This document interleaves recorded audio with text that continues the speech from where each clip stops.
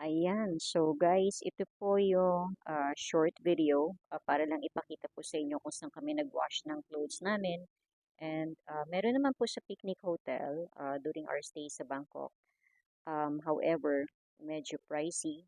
That's why we decided to look for a laundry shop.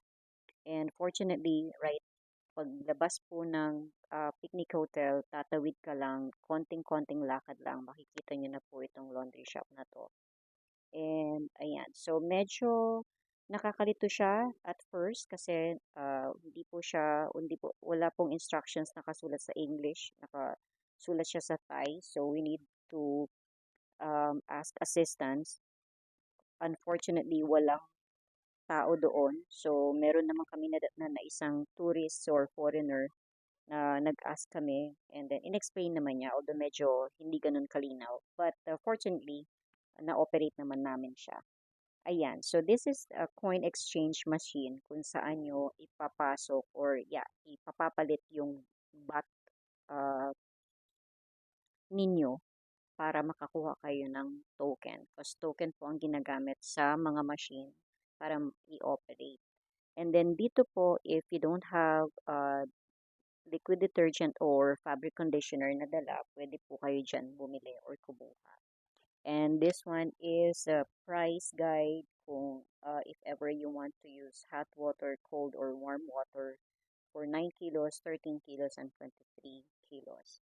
And yeah, it has 6 machines. So I would advise as well na kung magpapalaundry kayo dito, might as well pumunta po kayo na maaga kasi from late morning until afternoon hanggang 6 p.m. marami na pong pumupunta. So, ayan. Uh, this is more convenient and uh, cheaper talaga compare sa washer and dryer kung iti-take advantage mo yung nando sa Picnic Hotel. But like what I mentioned, it's your a choice kung saan nyo man gusto.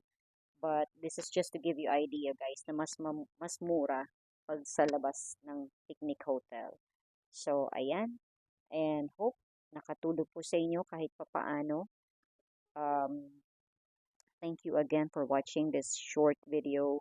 Please do not forget to subscribe, share, and like.